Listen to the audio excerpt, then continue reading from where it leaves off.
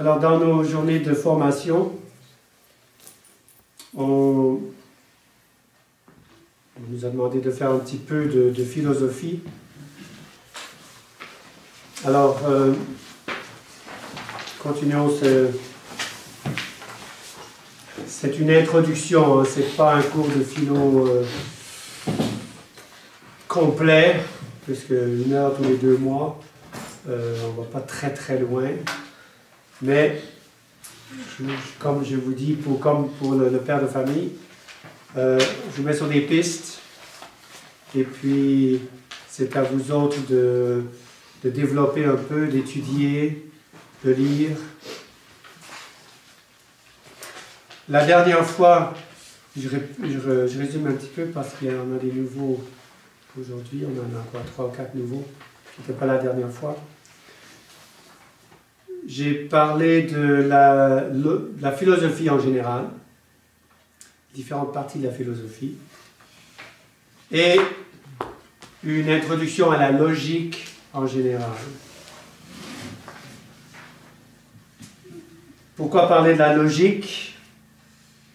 C'est le premier pas dans la philosophie pour apprendre à connaître comment notre esprit travaille. C'est quoi une intelligence humaine? Comment ça marche? Et aujourd'hui, nous allons voir ce qu'on appelle la première opération de l'esprit. Notre intelligence marche à 3 niveaux. D'abord, on saisit des idées, des concepts, je dirais, indépendants les uns des autres. Okay? Ensuite, on met les concepts ensemble. On va identifier ou nier ou opposer. Donc, le premier, on appelle ça l'appréhension simple. Ensuite, le jugement. Deuxième opération, c'est le jugement. Et ensuite, on va mettre des jugements ensemble et on va faire un raisonnement qu'on appelle aussi un syllogisme. Et c'est comme ça que notre esprit travaille tout le temps. Et tous les esprits humains normaux, à moins que vous soyez drogués ou dopés ou sous, n'est-ce pas? Eh bien, ça travaille comme ça. Et vous autres, comme père de famille aussi, vous allez voir avec vos enfants, vous allez voir ça développer chez l'enfant. Il va passer par les différentes étapes. Le bébé, même, va commencer à avoir des idées. Il n'a pas l'âge de raison, mais son intelligence commence à s'ouvrir. Et puis, il va comprendre certaines choses. Ensuite, il va associer les idées. C'est rouge, si je mets ma main dessus, ça fait mal. Ouais, sa mère est en train de cuire. Bon. Il met la main sur le rond, puis waouh! OK? Alors attention, la chaleur, les concepts de froid, les concepts de mal, les concepts de plaisir, les concepts de... Quand je prie, les parents viennent se mettre à genoux devant. Quand je crie, les parents viennent tout de suite. Ah, tiens, ça marche. Waouh! Ils arrivent en courant. Bon, alors, l'enfant, c'est comme ça qu'on est. L'enfant se développe, c'est progressivement. Et même nous autres, comme adultes, on passe, je dirais, il y a toujours des notions qu'il faut approfondir, des notions nouvelles.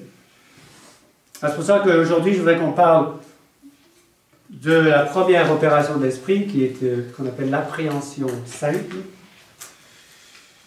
Et le terme, alors j'utilise, ici j'ai cherché à Saint-Césaire dans nos différents livres de philosophie, on en a quand même pas mal. Un livre qui serait, bon, qui n'est pas trop simple d'un côté, mais pas trop compliqué, puisque on va passer 1 heure, nous autres, là-dessus, aujourd'hui. 1 heure chaque fois, peut-être au moins pendant quelques conférences. Alors, qu'est-ce qu'on peut couvrir en 1 heure? Alors, j'ai trouvé le livre de Jolivet, traité de philosophie. Ici, c'est le premier livre, La logique, la cosmologie. Le chapitre justement sur ce chapitre premier, sur l'appréhension. était pas mal. Je dirais, au séminaire, nous utilisons le livre de Maritain, parce qu'il va plus en détail, ça va presque 100 pages. Je ne peux pas faire 100 pages en 50 minutes, une demi-heure, une heure. Alors, mais je veux que vous compreniez, je veux vous donner des pistes, parce que ça se produit tous les jours. Et un des buts de ces journées de formation, c'est que vous appreniez aussi à discuter, vous appreniez à défendre un point de doctrine, ou un point même politique. Vous appreniez à faire des interviews, éventuellement. Vous appreniez à... Et je pense qu'éventuellement, là, nous commençons, moi, c'est moi qui commence, mais je pense que dans les mois à venir, il serait bien, comme ils font ailleurs, que l'un d'entre vous prépare un petit topo, une petite conférence, sur un sujet quelconque, qu'on prépare à l'avance, et que vous donniez la conférence aux autres. Je crois que ça fait partie de la formation. Le MJCF en France fait ça. Par exemple, je ne sais pas, mais l'un de vous dit, on peut demander quels sont les sujets sur lesquels vous aimeriez parler. Moi, j'aimerais parler je sais pas, mais bon, la franc-maçonnerie, société secrète, ou du communisme, ou du bien commun. C'est quoi le bien commun? On en parle souvent, mais c'est quoi le bien commun? Alors, on va s'asseoir vous asseyez avec un des abbés, vous voyez un petit peu, et puis on vous donne des livres à lire, on vous donne un programme de lecture, vous avez 2 mois à préparer une conférence. Et puis vous préparez un petit topo devant les autres, sur des sujets qui vous intéressent. Et puis, pour vous apprendre à vous exprimer, parce que c'est quelque chose, il faut apprendre, il faut sauter dans l'eau profonde. Si vous voulez nager, là, il ne faut pas rester avec les petits dans l'eau à 3 pieds. Okay? Il faut aller dans les 10 pieds. Alors, et c'est très important parce que j'ai terminé la conférence précédente, où on a parlé à la fin de la conférence, sur la question de communication. La communication. Et là, on arrive justement au cœur de la communication, c'est-à-dire les idées, les mots.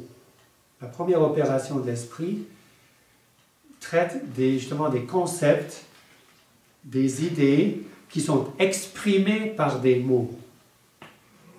Or, les mots qu'on utilise quand on parle, les mots, comme je l'ai dit tout à l'heure aussi, les mots peuvent avoir différents sens. Les mots peuvent être tendancieux dans une interview ou dans des discours, des discussions. Il y en a qui sont accrochés à un mot a un sens. Vous leur parlez, mais ils n'arrivent pas à comprendre parce que dans leur tête, tel mot n'a qu'un seul sens. Alors, il faut que vous arriviez à comprendre ça. Si vous voulez essayer de convaincre quelqu'un, il faut que la porte s'ouvre. Il faut qu'il accepte qu'il y a des choses que vous savez qu'eux autres, ils ne savent pas. Et puis, il faut qu'ils acceptent de le recevoir de vous autres. Donc, il y a une façon de parler. Je pense que c'est très, très important. Pour vous dire l'importance des mots au niveau suprême, je dirais, dans l'Église, les discussions entre Écône et le Vatican, c'est une question de mots. Ça veut dire quoi le mot tradition? Ça veut dire quoi le mot infaillibilité? Le mot pastoral, quand on dit Vatican II est un concile pastoral. Avant de commencer une discussion, il faut d'abord se mettre d'accord sur le sens du mot. Je ne sais pas si vous avez vu, certains d'entre vous l'ont vu, l'interview avec Marine Le Pen il y a quelques jours. Bon, j'en ai vu, je n'ai pas encore tout fini, mais c'est intéressant. Et elle est habituée aux interviews. On ne parle pas du fond là, de ce qu'elle dit, mais de la façon dont elle répond à la dame. Eh bien, elle voit tout de suite que l'autre, elle lance des épithètes. Si vous êtes contre l'immigration, donc vous êtes raciste. Une minute. Et elle a le réflexe, puisqu'elle est habituée, justement, de dire, mais une minute, où vous utilisez des insultes, alors on arrête sur les mots, sur le sens des mots. Ça veut dire quoi être raciste? Ça veut dire quoi être... pourquoi on est contre l'immigration? On va expliquer. Parce qu'il y a des mots qui sont pleins de, je dirais, qui sont pleins d'émotions. La liberté, ou vous avez des pays entiers qui vont se révolter au nom de la liberté. Allez, on va être libre. Mais quelle liberté? Vous videz toutes les prisons? Ça veut dire quoi? Ça veut dire on peut sauter, monter sur toi et sauter en bas? Ah non, il faut définir. Donc, et c'est très important, et très souvent. Bon, et saint Thomas d'Aquin, dans la Somme théologique, une grande partie des objections, saint Thomas, il y a toujours, sur quelques sujets, que ce soit les vertus, que ce soit notre Seigneur, la Trinité, les sacrements, n'importe quoi, les anges ou les diables ou le péché, eh bien, il va poser des questions. D'abord, il pose une question. Est-ce que l'orgueil est un péché?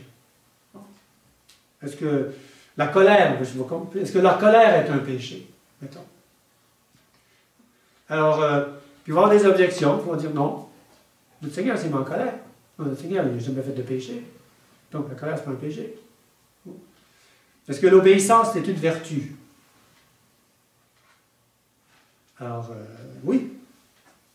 Donc l'obéissance de l'infirmière qui doit assister à un avortement, parce que sinon elle va perdre sa job. Donc elle fait un acte de vertu. Ah. Donc, vous voyez, donc c'est les mots. C'est les mots. Et on en a parlé un petit peu la dernière fois, puisqu'on a vu un petit peu quelques notions vraiment brèves. Et aujourd'hui, on va aller un petit peu plus loin. C'est pour ça que j'ai imprimé tout le premier chapitre. On va le regarder ensemble. J'aime bien vous donner des écrits. Comme ça, si je saute des parties, vous pouvez les lire. Puis vous pouvez essayer d'approfondir un petit peu ces notions. Alors, voyons ce chapitre premier. L'appréhension et le terme. Donc l'introduction du livre, c'était qu'est-ce que la logique, les notions de la logique, voilà, la définition de la logique, l'importance, la méthode. Alors, sommaire, ici on a divisé en 4, et d'après, si on regarde les différents livres de logique, c'est assez classique la division de l'étude de cette première opération de l'esprit, la définition d'une idée ou d'un concept, qu'est-ce qu'un terme, qu'est-ce qu'un signe, qu'est-ce que signifie la suppléance. C'est peut-être le mot le plus important ici qu'il va falloir se retenir. Article 2 parle de la compréhension et de l'extension, la question des prédicables, les prédicaments, les 10 prédicaments d'Aristote, degré de métaphysique et distinction, les modes d'attribution, par soi ou a priori. Article 3, classification des idées et des termes. Point de vue de la compréhension de l'extension. Compréhension, c'est il y a combien dans le groupe. Et l'extension, c'est, je dirais, quelles sont les qualités du groupe. Okay? Alors, moins il y a de qualités, plus le groupe sera grand. Okay? Si on parle on veut réunir ici, on va faire une réunion avec les pères de famille traditionnalistes. Bon, il n'y en aura pas beaucoup, quelques-uns. Okay?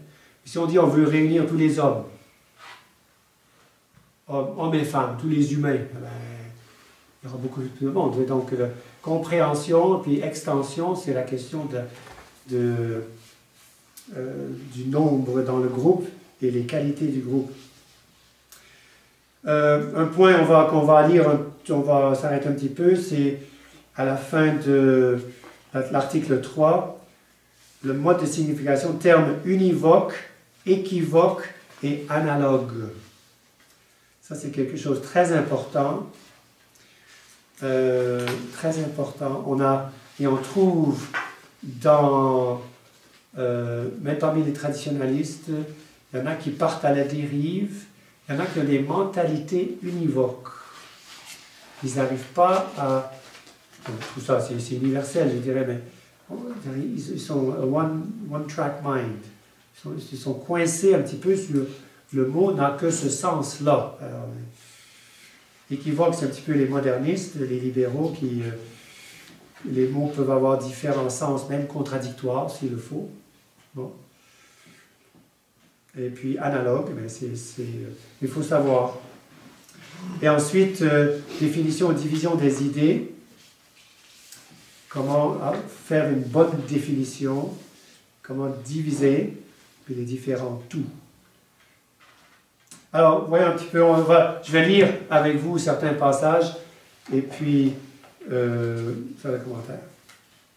Je répète, si vous avez des questions, hein, posez-les.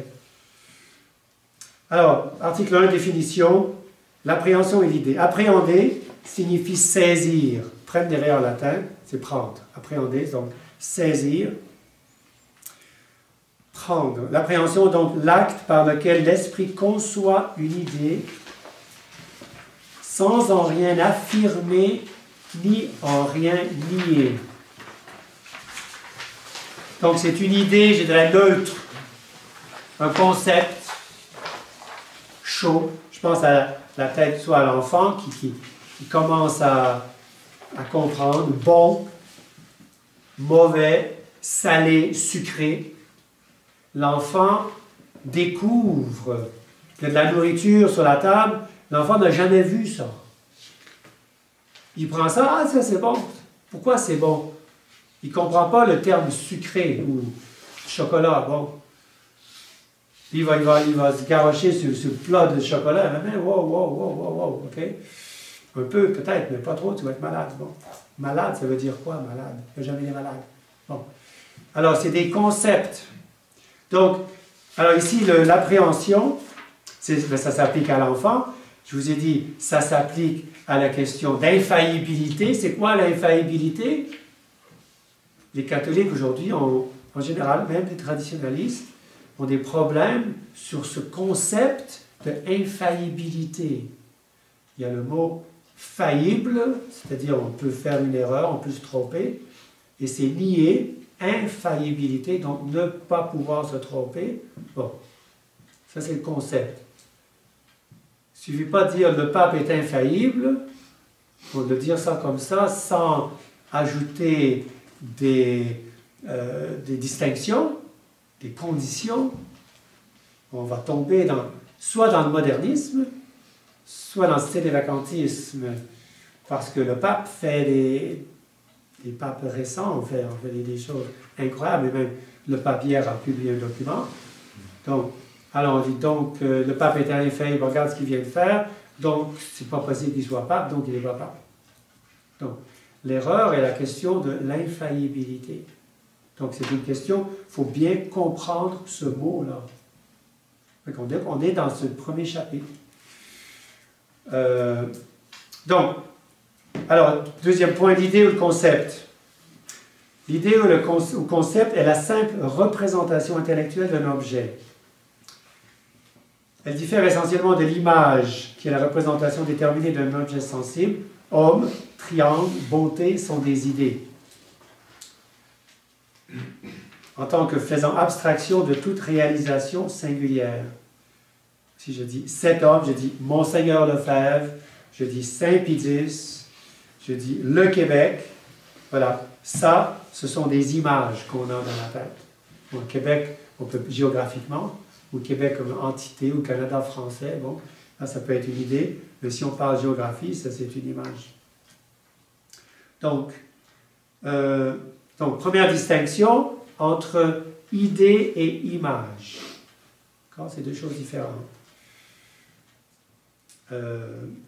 Les images. Les images, je dirais, on les a abstraits de... Bon, les idées aussi, mais je dirais, l'idée vient de plusieurs images. Vous voulez apprendre à votre enfant l'idée de fleurs. On va aller acheter des fleurs. C'est quoi une fleur? On a des roses, on a des lys, on a toutes sortes de fleurs. Ça, c'est différentes sortes de fleurs. Ah, Et donc, pour avoir vu différentes sortes de fleurs, là, l'enfant va abstraire une idée de fleurs. On va acheter des fleurs. C'est des choses comme ça. Ah oui, d'accord. D'accord. Là, il va avoir une idée à partir des images. Voilà. Concept mental, concept objectif. Alors, on distingue le concept mental, qu'on appelle ou verbe mental ou concept formel, qui est la chose conçue en tant que telle dans l'esprit, moyen de connaissance, ce par quoi l'esprit connaît. Bon, ici, par exemple, une fleur. Bon. Le concept objectif, c'est en tant qu'objet, je connais des fleurs, j'arrive à... ou ici, le concept mental ne peut évidemment être saisi que par un acte de réflexion de l'esprit sur le-même. Ou la question de la pensée, c'est quoi une pensée? Je dois penser à la façon dont je pense. C'est le concept mental. On travaille à l'intérieur. Comme la logique, ça se passe dans la tête un petit peu. Là. Comment on étudie, c'est la réflexion sur soi-même. Et puis, le concept mental. Un être réel et un être de raison, ça c'est très important aussi.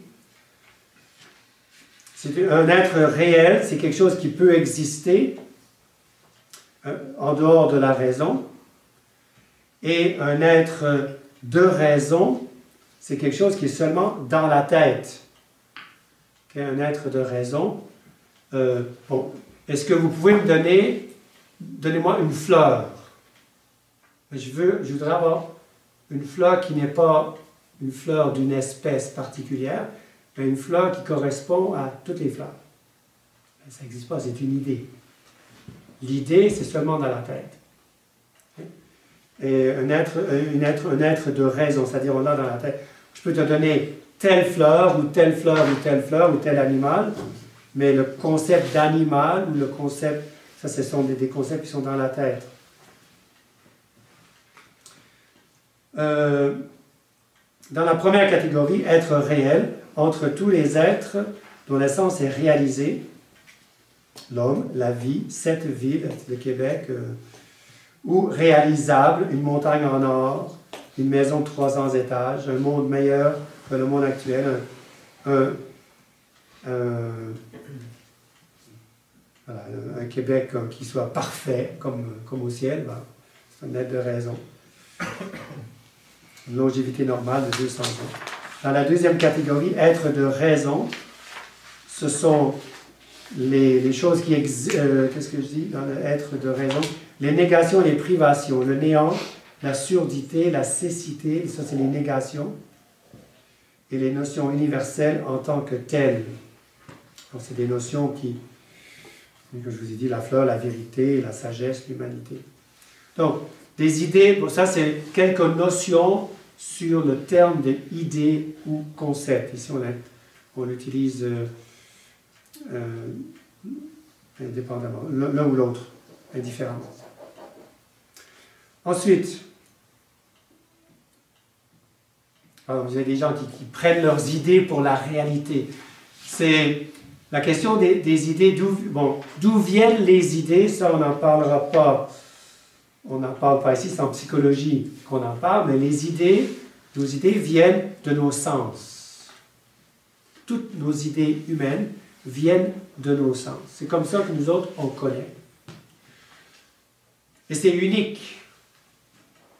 C'est unique. Je pose la question, quels sont les autres, bon, j'ai donné un peu la réponse, mais est-ce qu'il y a d'autres créatures qui connaissent comme nous autres? Parce que nous autres, on a un corps et une âme. Alors, toute notre connaissance intellectuelle vient de nos connaissances sensibles.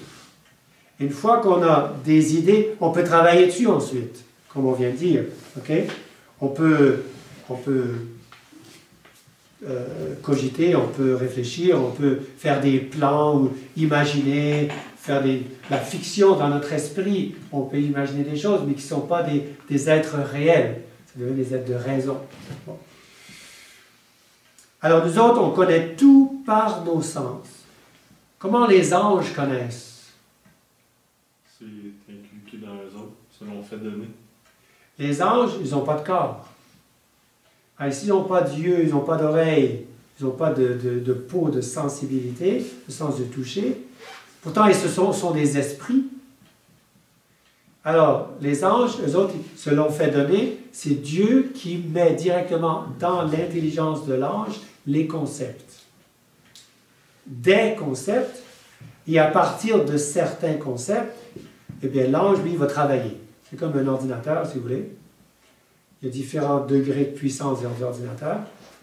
Et vous mettez des informations dedans, puis l'ordinateur, il peut faire tout le travail. Alors, donc les anges sont des êtres intellectuels. Ils ont des idées, ils ont des concepts, mais ils ne connaissent pas par leur sens, ils connaissent, on dit infusé par Dieu. Mais Dieu ne dit pas tout. Il leur donne des idées, puis ensuite il laisse travailler. C'est comme le professeur qui va parler à ses élèves, il va donner les principes, il va expliquer, puis ensuite l'enfant peut travailler par lui-même. C'est ça le but de l'éducation. Donc, d'éduquer jusqu'au point que l'enfant, l'adolescent, le jeune adulte, eh bien, puisse ensuite aller vivre par lui-même. Les animaux. Est-ce que les animaux ont des concepts? Est-ce que les animaux ont des idées? Non.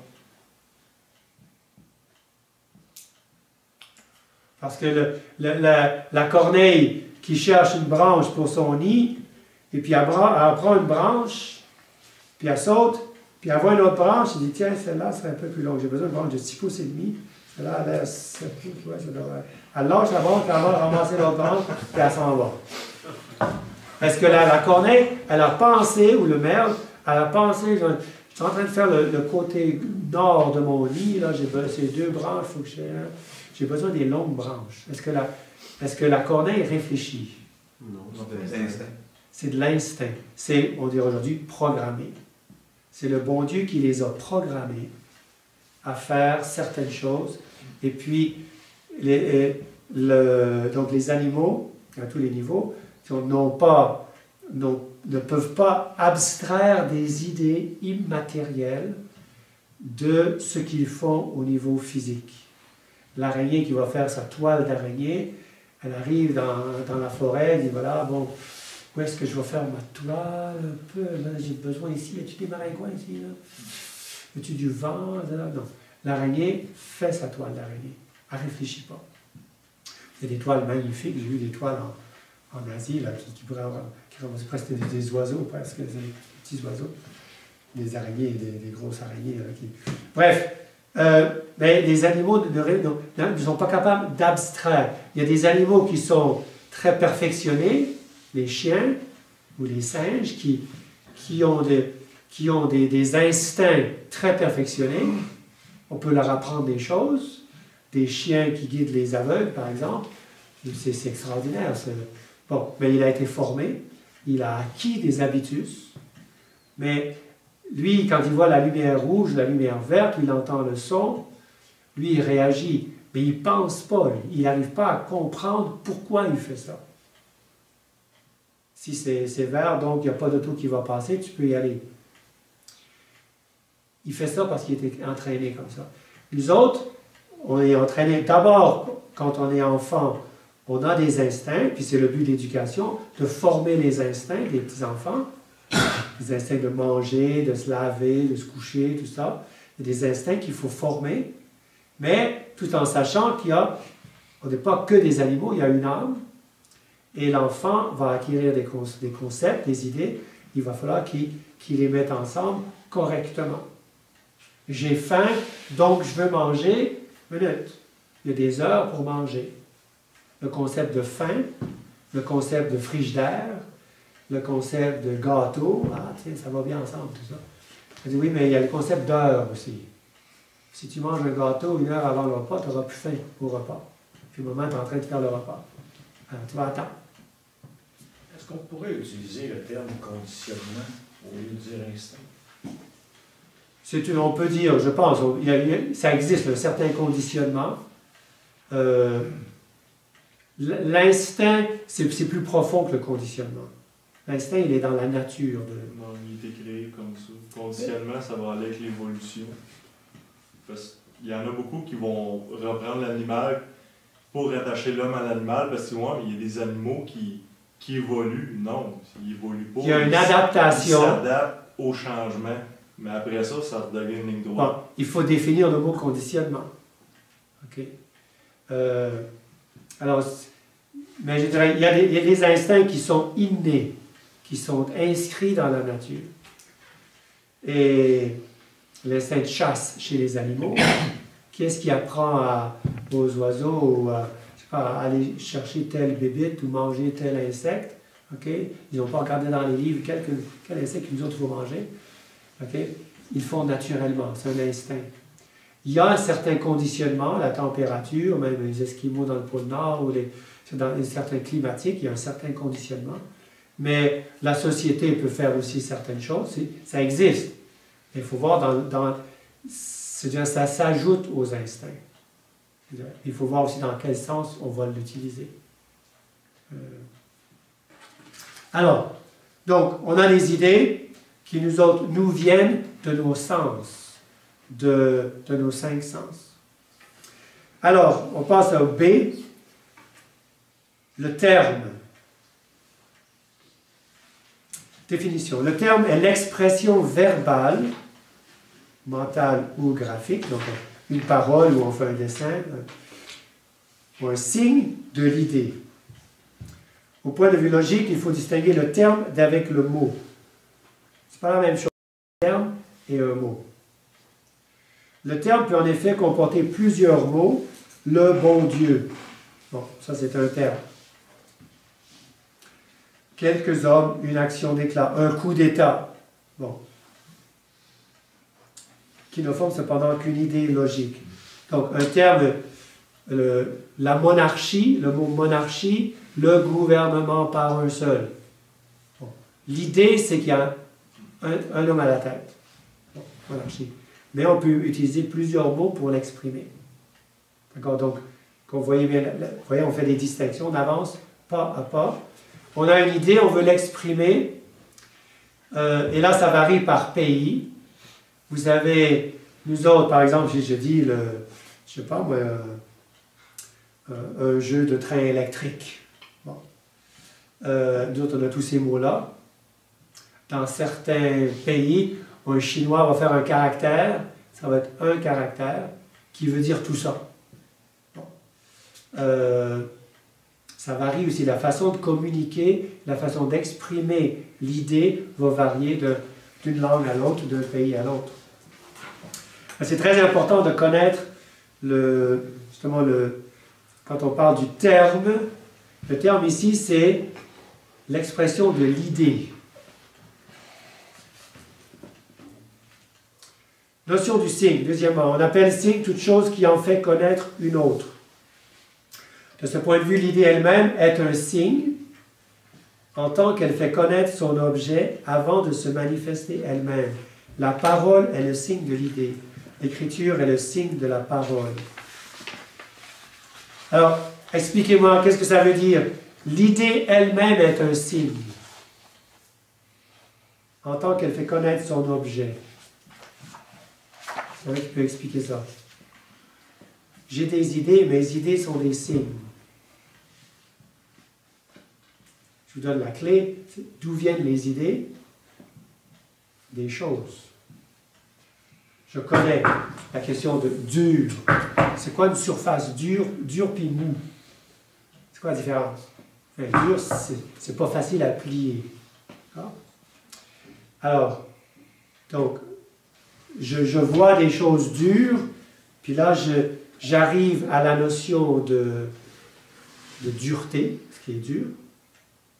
Donc, mon idée va être l'expression de la chose, de différentes expériences que j'ai eues. Donc, ça va être le signe de la qualité de différentes choses qui ont cette caractéristique d'être dures. Donc, nos idées, comme on a dit tout à l'heure, pour nous autres, nos idées viennent de nos sens, de nos connaissances sensibles. Et les idées vont exprimer quelque chose à l'extérieur de nous autres, qui vient de l'extérieur. Parce que là, c'est fondamental, ça va avoir des conséquences inouïes, cette petite notion-là. Si nos idées viennent de l'extérieur, c'est que notre intelligence se soumet à l'extérieur. C'est ici. Voilà, bravo.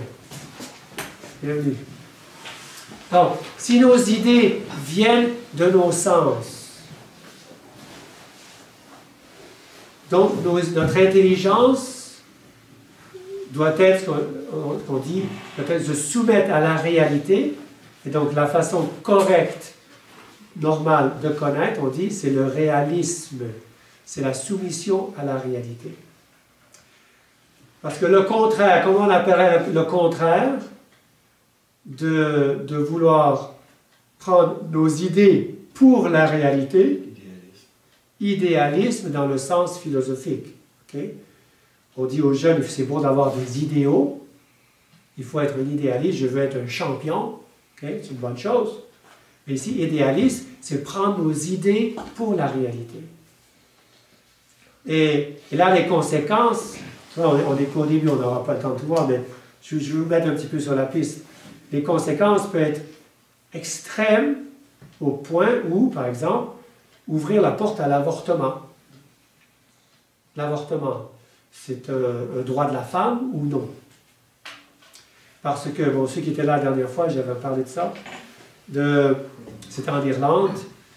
Pour passer l'avortement en Irlande, il y a une vingtaine d'années, où ils commençaient à préparer les masses à la loi pour l'avortement. Il y a un document qui avait été envoyé à tous les médecins d'Irlande. Et dans le document, c'est vraiment comme quelqu'un qui enseigne les médecins. Vous avez appris que ce qui est dans le ventre d'une femme, c'est un fœtus, c'est un enfant. Bon, ça a été le fruit du conditionnement de la société autour de vous. En fait, c'est la femme qui décide c'est quoi qu'elle a dans le ventre. Alors, c'est mon corps, j'en fais ce que je veux, ça, je ne le veux pas, j'ai été violée ou je ne sais pas quoi, je ne le veux pas, je vais m'en débarrasser. C'est un blob of tissue, un paquet de tissu, bon, qui m'a été imposé, que je ne veux pas, que j'ai essayé d'éviter, mais ça va marcher, mais j'en veux pas. Donc, parce que moi, je ne veux pas que ça soit un fœtus, donc ce n'est pas un fœtus. Donc, j'impose mes idées à la réalité, et donc je vais tuer ce qu'il y a là. Un autre exemple, c'est la nouvelle messe. On passe au niveau religieux. La nouvelle messe qui a été le moyen pour détruire, pratiquement on peut dire, pour détruire, au moins pour mettre le cancer dans l'Église, pour introduire toutes les notions de Vatican II dans toutes les paroisses, un peu partout dans le monde. Ça a été avec ce drip, cette intraveineuse qui s'appelle la messe du dimanche ou du samedi soir, les sermons, les publications, mais toute cette nouvelle liturgie qui a passé des nouvelles idées. Eh bien, après 50 ans ou 40 ans d'échecs, on continue à dire la nouvelle messe, c'est bon, c'est bon, c'est bon, c'est bon, c'est bon, c'est bon. C'est vraiment du brainwashing. Ils ne veulent pas voir la réalité. Il y en a qui le voient, mais il y en a qui s'entêtent en disant, ou Vatican II, c'est le printemps de l'Église, Vatican II. Le pape François a dit, on n'a pas encore commencé à comprendre Vatican II. Wow! On n'a pas encore commencé à mettre en exécution vraiment ce que Vatican II voulait. Mais quand est-ce qu'on va commencer? Alors, si on commence... Hein? Oui, de la fin, mais comment? Mais justement, la façon dont il y va, on n'est pas loin de la fin. Hein? Mais vous voyez, donc, mais c'est des concepts qui ne veulent pas se soumettre à la réalité. Et les gars, c'est un échec. C'est un échec. Et c'est tellement un échec, j'ouvre une petite parenthèse, on en parlera cet après-midi, qu'il commence, il y en a au Vatican, et des chefs de l'Église, qui commencent là à dire il faut qu'on mette les freins, ça ne va plus. Bon, il y a des cardinaux qui commencent à lever la voix, mais je pense, le point que je veux dire, c'est même par rapport au Concile et à la fraternité Saint-Pie-X, je vais vous en parler cet après-midi un peu plus, mais là, il dit non, c'est tellement le désarroi dans l'Église, c'est tellement... Là, il faut qu'on fasse quelque chose, il faut qu'on arrête d'imposer Vatican II obligatoirement à ces gens-là. Et maintenant, la semaine passée, il y a eu des avances, c'est-à-dire c'est plutôt des reculs, plutôt. La fraternité a avancé et puis l'Église conciliaire a reculé. C'est qu'ils ont commencé à dire, bon, vous n'êtes pas obligé d'accepter le Vatican II. Comment? Et on essaie de comprendre pourquoi ils en arrivent là. C'est que la situation universelle dans l'Église est telle, et il y a des cardinaux qui ont dit, la semaine passée, ou cardinaux qui ont dit il y a quelques mois, depuis 2-3 mois, mais Monseigneur Felet, il a su la semaine dernière, que pourquoi on insiste tellement à imposer Vatican II à ce groupe-là, alors qu'on l'impose à personne d'autre. Quand ils deviennent catholiques, c'est pas je crois en Dieu le Père Tout-Puissant et je crois à Vatican II. C'est pas dans le credo Vatican II. Alors, et puis il y a des cardinaux qui ont dit, mais c'est un conseil pastoral, laissez-le tomber, ils ont le droit de critiquer, et puis on a besoin de prêtres pour sauver l'Église parce que les âmes se perdent. Il y en a qui pensent correctement encore. Et là, le cardinal Monseigneur Pozzo a dit à Monseigneur Felet, il y a une semaine, il dit, bon, il y a des choses de Vatican II, vous n'êtes pas obligé d'accepter, vous pouvez continuer à critiquer. Par exemple, Nostra Aetate, la liberté religieuse, les religions non chrétiennes, donc la question des Juifs, la question de la liberté religieuse, des documents comme ça. Vous n'êtes pas obligé. Waouh! Donc, là, ils doivent, c'est-à-dire la Providence les oblige, parce qu'il y en a qui ont des idées pourries, mais il y en a qui ont encore du bon sens. Puis il y en a qui ont encore un sens catholique, qui disent, ça suffit, il faut faire quelque chose. Et peut-être que, en fait, le pape François nous aide à réveiller certains évêques et des cardinaux qui disent, c'est pas possible, c'est pas possible. Alors, voilà, donc, notre idée, et ça c'est fondamental, nos idées viennent de nos sens. Donc, les idées qu'on a, l'idée d'une fleur, l'idée de... Bon, je parle à la dureté parce que c'est intéressant. Saint Thomas d'Aquin, il en parle quand il parle de la confession. Il parle de la contrition. Pourquoi on utilise le mot contrition quand on parle de la confession? La contrition, le sens du mot contrition, ça veut dire casser, être en poussière.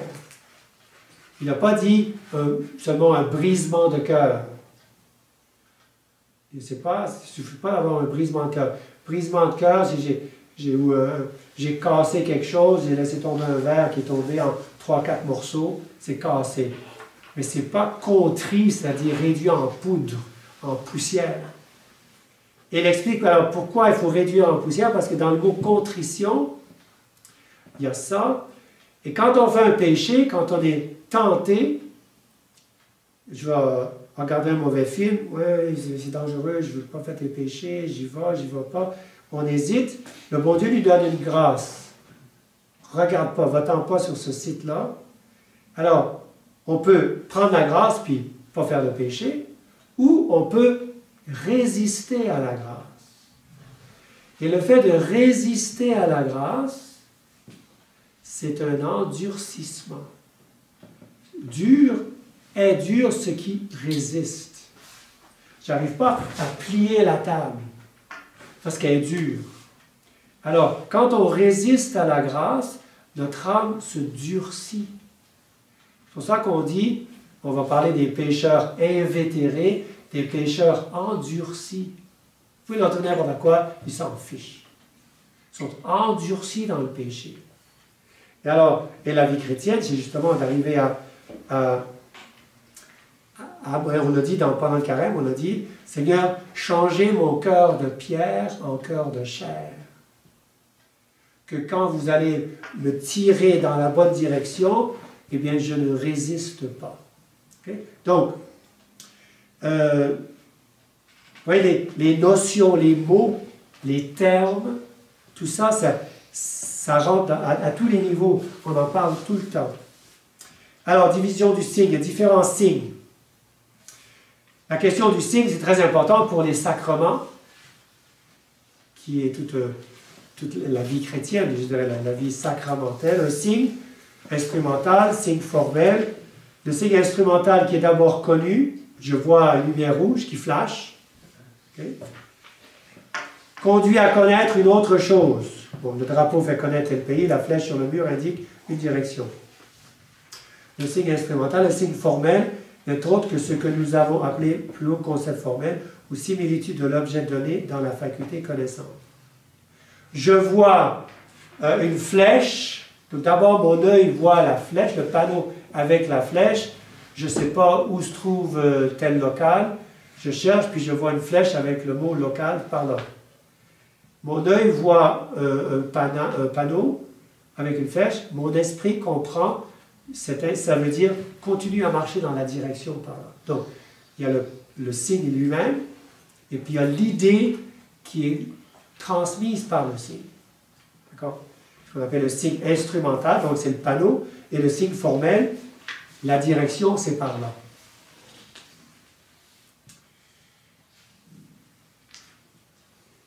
Signe naturel B, signe naturel, signe conventionnel.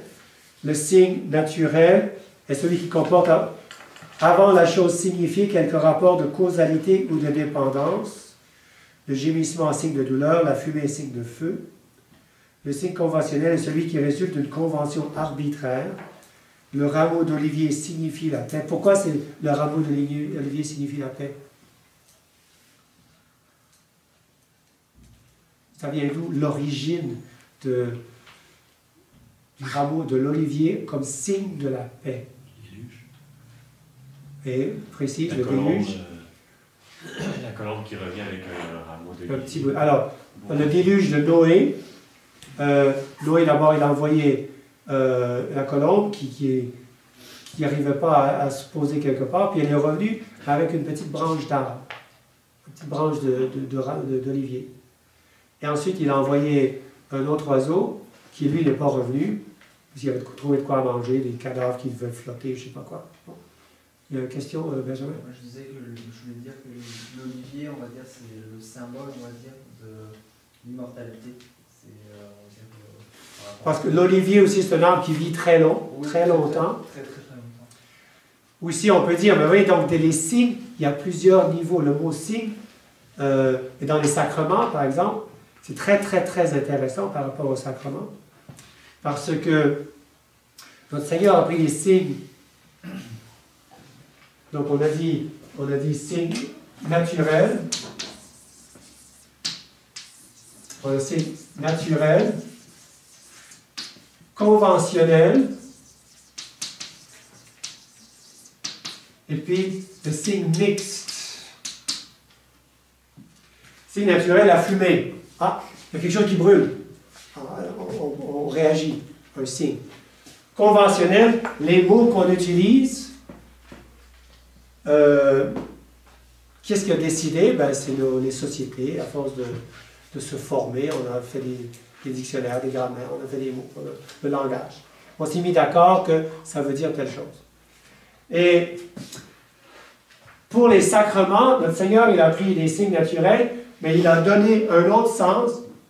L'eau, on s'en sert pour laver. Mais notre Seigneur, il a ajouté un sens surnaturel. L'eau, ça va laver, pas le corps, mais l'âme. Les péchés au baptême. Alors, et qui, ici, qui va donner le sens? Ça va être l'inventeur. L'inventeur.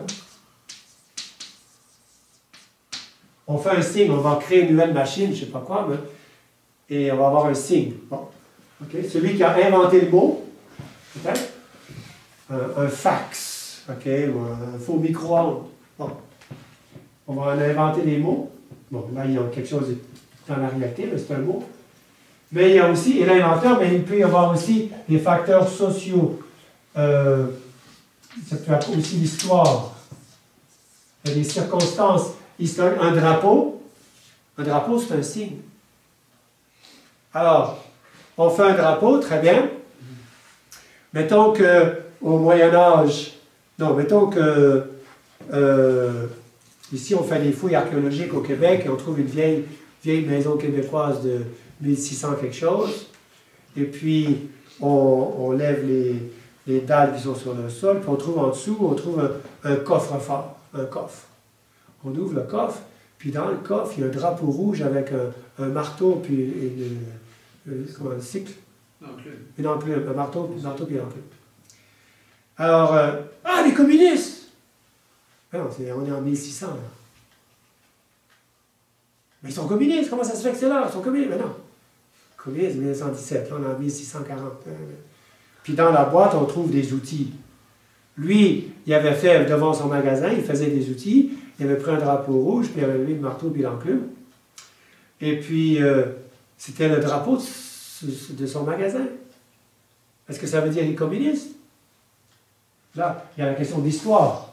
L'histoire peut donner un nouveau signe. Alors, moi, je vais prendre ce drapeau historique, je vais mettre ça devant ma maison, je vais dire, t'es rendu communiste. Non, c'est une antique. Non, t'es rendu communiste.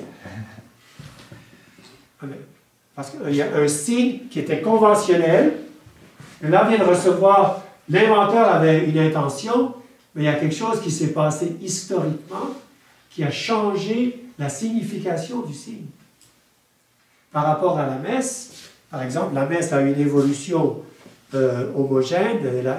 Les papes ont ajouté des prières, etc. Au début, c'était très simple. Et puis, à cause des hérésies, entre autres, des hérésies au Moyen-Âge, l'an 1000, par là, les premières hérésies, le protestantisme, etc. Alors, de vouloir, en 1960, retourner à la simplicité de la messe, qui était au début de la chrétienté, c'est vouloir ignorer toute l'histoire.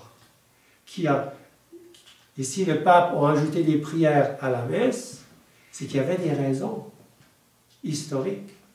Des gens qui niaient soit la nature de la messe comme sacrifice, soit d'autres aspects de la messe, la présence réelle, etc. Alors, donc, le signe, vous voyez, ça a plusieurs sens. Signe naturel, signe conventionnel, et le signe mixte qui est un mélange des deux. Et on arrive à la supposition. C'est peut-être, il le dit ici dans le numéro 45, la principale propriété des termes est celle qu'on nomme la supposition. Il faut distinguer de la signification. La supposition d'un terme est sa valeur de suppléance à l'égard des réalités qui sert à évoquer dans une proposition. Ça, c'est fondamental dans l'étude, dans la logique. En d'autres mots, quel est le sens du mot que vous utilisez? Alors, je peux dire, par exemple, Paul est homme, ou homme est un mot à 2 syllabes, je joue au Scrabble, ou bien je fais de la philosophie, ou je fais de la biologie, l'homme est une espèce animale. Dans les 3 cas, le mot homme a la même signification, mais il supplée ou suppose ou tient la place de 3 réalités différentes. Puisqu'on ne peut pas dire que Paul est un mot de 2 syllabes ou une espèce animale. Vous comprenez? Donc, et ça, je dirais, c'est un petit peu la clé. Quand vous discutez avec quelqu'un, dans quel sens ils utilisent les mots? Dans quel sens? Et c'est ça ce qu'on appelle, en logique, quelle est la supposition du mot? Ça veut dire quoi? Le mot ici, tradition. Par exemple, ce qui s'est passé dans les années 2010-2011, les discussions avec Rome, on était au niveau de la tradition. Vous êtes pour la tradition, vous autres? Oui, ben nous autres aussi. Nous ont dit les représentants de Rome. Donc, on est d'accord. On n'est pas d'accord. L'exemple que l'abbé Glaise a utilisé, c'était le facteur, vous avez la lettre, puis vous avez l'acte d'aller livrer la lettre. C'est trois choses. Alors, le mot tradition peut signifier trois choses. Soit le contenu de la foi, les vérités à croire qui nous ont été transmises, donc c'est-à-dire la lettre, le contenu, soit le facteur qui délivre son courrier, soit l'action d'aller livrer le courrier. Donc, soit les évêques qui sont les représentants de l'Église enseignante, soit le fait d'enseigner, le fait d'être ici devant une classe, bon, l'enseignement de la foi. Donc, il y a celui qui enseigne, il y a le fait d'enseigner, et puis il y a la foi qui l'enseigne. Vous voyez, les trois choses. Alors, nous autres, dans la fraternité, avec Rome, on dit la tradition, je dirais, c'est d'abord le contenu, les vérités qu'il faut croire. C'est ça que vous avez changé, vous êtes en train de changer le contenu de la tradition. Eux autres, la tradition, c'est le fait qu'il existe encore des facteurs qui vont livrer le courrier. Il existe encore des évêques qui sont les instruments de la transmission de la foi. Et il y a encore des évêques qui enseignent. Donc, l'évêque qui enseigne la foi, ça fait trois choses. Mais le mot tradition est utilisé pour ces trois choses-là. Alors, les autres disent, la tradition existe. Regardez, on est là, on est les évêques, puis on enseigne. Donc, ça existe. Et la tradition, c'est l'Église aujourd'hui. C'est l'Église enseignante aujourd'hui. Croyez ce que nous autres, on vous dit, parce que nous autres, on est les instruments de la tradition. Mais nous autres, on dit, mais minute, vous avez changé l'enveloppe. Vous n'enseignez plus la foi. Vous avez changé la foi. Puis c'est un dialogue, c'est à ce niveau-là. On se dispute sur le sens des mots. Pour ça, Monseigneur Follet, à la fin, il a dit, on s'est mis d'accord sur une chose, on était d'accord sur une chose, on n'était plus d'accord sur rien. On est d'accord sur rien. Parce que les mots ne signifient plus la même chose. Est-ce que cet exemple de lettre et de facteur, ça s'applique à tout? Là, je l'ai utilisé pour la tradition, Juste... pour le mot tradition. Tu penses à quoi d'autre? Non, parce que je trouve que c'est une belle visualisation, la lettre et le facteur. Je ne sais pas si à toutes circonstances de supposition. Ça, c'est un exemple. Okay. Faut prendre d'autres mots, d'autres exemples. Okay? Je parle du signe. Il faut... on va parler des signes, mais de quelle façon vous voulez parler des signes? On peut parler avec l'abbé Berthaud, ils vont faire des signes artistiques, le côté du panneau.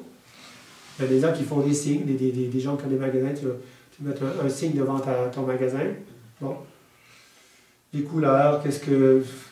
Il faut prendre chaque terme. Ici, je donne un exemple avec la tradition.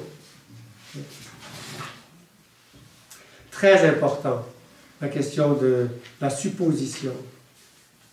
Pour ça, quand vous discutez avec quelqu'un, et même, je dirais, ça va commencer aujourd'hui, peut-être, pour plusieurs d'entre vous, vous rentrez à la maison, vous discutez avec votre épouse de certaines choses. Il faut analyser un petit peu les mots qu'elle utilise, dans quel sens elle utilise elle a son vocabulaire, elle s'exprime de certaines façons. Alors, quand elle dit ce mot-là, en fait, c'est ce qu'elle veut, ou quand elle fait cette chose-là, elle signifie telle chose. Mais la question des... Il faut bien comprendre, et souvent, justement, dans le livre « Les hommes sont de Mars, les femmes de Vénus », c'est de ça dont il parle. Souvent, il y a des conflits entre mari et femme, parce qu'ils se disputent sur les mots qui sont compris de façon différente. Et alors, il faut avoir la sagesse de dire, minute, tu utilises ce mot-là, qu'est-ce que tu entends par ce mot-là? Quelle est la supposition du mot? Qu'est-ce que tu es en train de me dire? Ou un enfant, vous parlez avec un enfant qui commence à parler, il essaye de dire quelque chose, et puis il n'a pas le vocabulaire, il va prendre un autre mot, mais vous arrivez à le comprendre parce qu'il utilise un autre mot, parce qu'il ne connaît pas le mot correct. Il va prendre un autre mot, ou un son, ou quand il commence à faire des sons. Donc, c'est très important que vous soyez conscient, parce que aujourd'hui, la crise de l'Église, Vraiment, c'est une crise de vocabulaire. C'est le professeur Dorman, Johannes Dorman, un Allemand, qui a écrit des livres sur Jean-Paul II. Il dit, je ne sais pas si c'était ici que j'en ai parlé la dernière fois, pas ici. Oui, je crois que j'en ai parlé un petit peu la dernière fois. Où il dit à Vatican II, pour réussir le coup d'État de Vatican II, il y avait une condition majeure au préalable, c'est d'éliminer, si vous voulez, la logique scolastique. Il ne faut plus parler et utiliser la méthode, parce que ça, c'est une méthode de pensée, c'est une méthode de travail, c'est une méthode d'analyse. Alors, à Vatican II, ils ont dit, c'est pas un conseil dogmatique, on n'est pas ici de faire des définitions, de faire des nouveaux dogmes, on va présenter la religion catholique d'une façon moderne, pour le monde moderne, pour l'homme moderne, parce que plus que tout homme, nous avons le culte, plus que tout autre, nous avons le culte de l'homme, a dit Paul VI, n'est-ce pas? Eh bien, alors non, on va faire la théologie, non, philosophie, on ne fait pas de la scolastique. La scolastique, c'est tout ce qu'on est en train de commencer à mettre des bases, c'est analyser, définir, faire des distinctions. C'est ça que Monseigneur Lefebvre voulait faire. Il s'est levé, il a fait une intervention au mois de novembre 62, donc au tout début du concile. Et excusez-moi, on tourne en rôle, on ne sait pas dans quel sens on s'en va. Est-ce qu'on ne pourrait pas définir les choses? Il dit non, c'est un concile pastoral, ce n'est pas un concile dogmatique. Et avec cette première distinction, ils ont envoyé par la fenêtre la boîte à outils. Les outils de pensée, qui s'appelle la scolastique. Et c'est comme ça que le concile est passé. Parce que chaque fois qu'on voulait introduire une distinction ou faire une remarque, non, c'est un concile pastoral. Ça serait valide, votre remarque, si c'était dans un concile dogmatique. Mais on est dans un concile pastoral. Alors que c'est faux. Parce que la vraie pastorale, c'est l'enseignement. Et quand on ne met pas les distinctions, l'enseignement est confus. Et c'est ce qui s'est passé. Donc, la supposition. On est rendu là, mais excusez-moi, je me suis un peu attardé là-dessus. Des choses que je voudrais passer à un peu plus loin. Est-ce qu'il y a des questions jusqu'à présent là-dessus? Je voudrais terminer avec la question de l'analogie et l'univocité. Allez à la page, au paragraphe 53. En fait, si vous regardez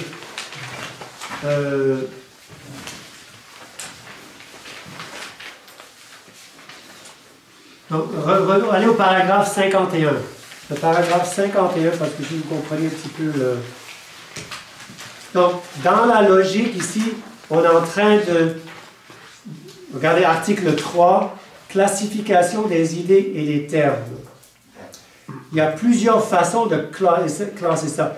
Et en logique, on va prendre le temps pour analyser ça en détail. Benjamin, une question? Ouais, parce que là vous parlez d'un peu de logique, je vais juste parler un peu sur la société dont on est actuellement aujourd'hui, quand on parle avec les autres gens. Je veux dire, moi j'ai énormément vraiment de problèmes au niveau de logique, en essayant de faire réfléchir les gens par rapport aux termes définis aujourd'hui.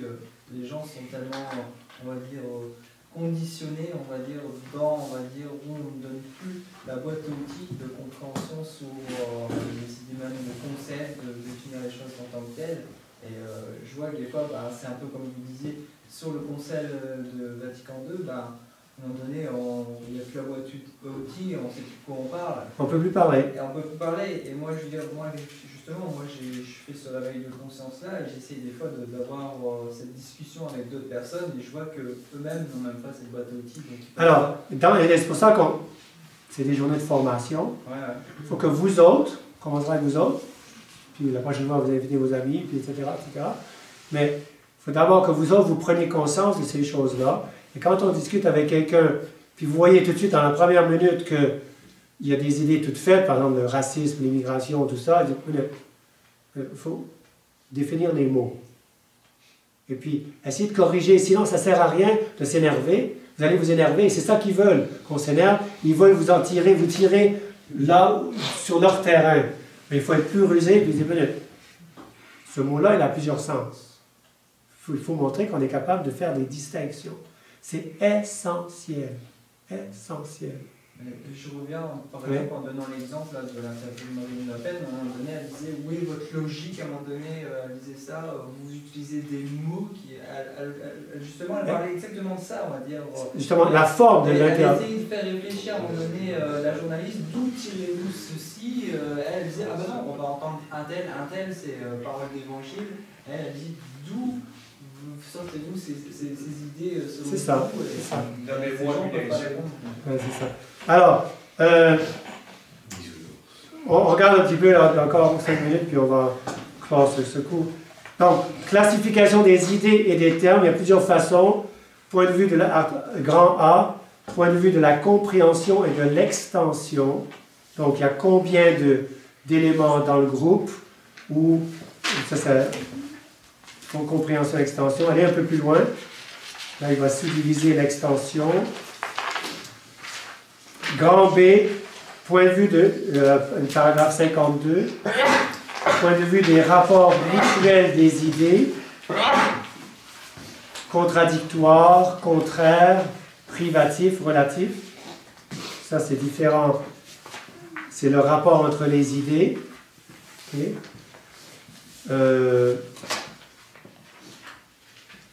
Des contraires, des contradictoires, etc. Grand C, point de vue de la perfection des idées. Un concept adéquat, une idée, c'est-à-dire qui exprime vraiment tout ce que la chose est. Une idée claire ou obscure, une idée distincte ou confuse. J'allais dire concile.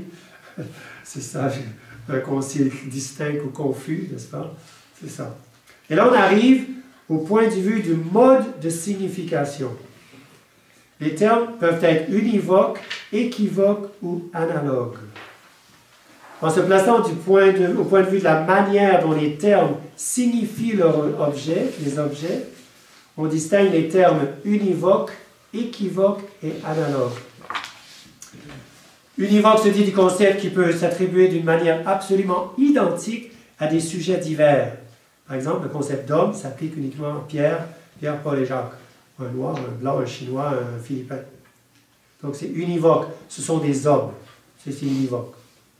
Équivoque se dit d'un nom qui ne s'applique à des sujets divers que dans un sens totalement différent. On parle de bélier, qui est une constellation céleste, puis un bélier qui est un animal. Okay, ou la grande ours, qui est dans la cour avec ses petits, ou bien donc qui est dans le ciel avec les étoiles. Okay? La grande ours, c'est équivoque, ça ne veut pas dire la même chose. Là. Et en fait, dans les discussions avec les autorités de Rome, quand on parle de tradition, c'est vraiment équivoque. Il y a un langage équivoque parce que pour eux autres, tradition, ce n'est pas la lettre dont on parlait, le contenu de la foi qui est transmis de la même façon à travers les siècles, parce que pour eux autres, il peut y avoir une contradiction entre ce qu'on enseigne aujourd'hui et ce qui est enseigné il y a 100 ans. Eux autres, ça ne les dérange pas. Donc le mot peut dire des choses contraires et même contradictoires. Donc, si on analyse les discussions, au lieu d'utiliser des termes, le troisièmement, c'est analogue. Les autres, souvent, il y a des discussions équivoques. Et je vous dis, vous, père de famille, époux, faites attention en discutant avec vos épouses, ou souvent, des mots qui sont utilisés dans des sens équivoques, des quiproquos. Vous dites une chose, elle comprend l'autre, le contraire, puis là, il y a un malentendu. Souvent, c'est ça. Souvent, c'est ça. Alors, petit c, analogue. Un concept analogue se dit d'un concept portant sur des réalités essentiellement diverses, mais qui ont cependant entre elles un certain rapport. Et un exemple qu'on a vu ce matin, la première conférence, c'est le concept de paternité. Quand on dit que Dieu est Père, Ça veut-tu dire qu'il y a une femme puis des enfants? Non. Ça veut-tu dire qu'on est Dieu? Ça veut-tu dire qu'on est Dieu? Parce que t'es père, ça veut dire qu'on est Dieu. Bon. Alors, c'est un concept. Alors, ce concept, il y a quelque chose de semblable avec nous autres. Nous autres, on a commencé à comprendre la notion de paternité quand on était bébé, puis qu'on a eu des petits frères et des petites sœurs aussi, puis ça c'est papa puis maman. Bon, le concept de papa puis de maman, ok, bon, puis je vois une autre famille aussi, un papa puis maman, mon papa puis ton papa, tiens, concept, ok, c'est lui, c'est lui. Puis ensuite on dit, ben Dieu est Père. Donc Dieu est la source de la vie, source de tout ce qu'un père humain fait, mais Dieu il est Père d'une façon infiniment plus grande. Mais il y a quelque chose de semblable, mais il y a quelque chose de très différent dans la paternité. Alors, et là, ça c'est donc, on dit c'est analogue. Il s'applique à plusieurs sujets en un sens ni totalement identique, ni totalement différent. Par exemple, la santé, un aliment sain, un visage sain, un corps sain, un air sain, ailleurs, ok? Et alors, là, vous avez des espèces d'analogies, etc. Mais, lisez ça, chers amis. C'est un petit début. On parlera cet après-midi un petit peu d'avoir, on en a parlé la dernière fois, il y a un petit développement sur la question d'avoir des cours de philosophie, cours de logique complets en, je ne sais pas, mais 30 heures de logique, si vous voulez.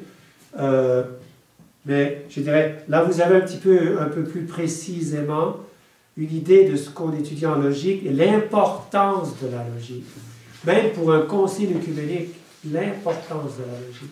Et de balancer la logique scolastique, ça c'est ce qu'on appelle la logique scolastique ou thomiste, ou aristotélicienne, d'Aristote, eh bien, ça a des conséquences terribles pour le monde, l'Église universelle.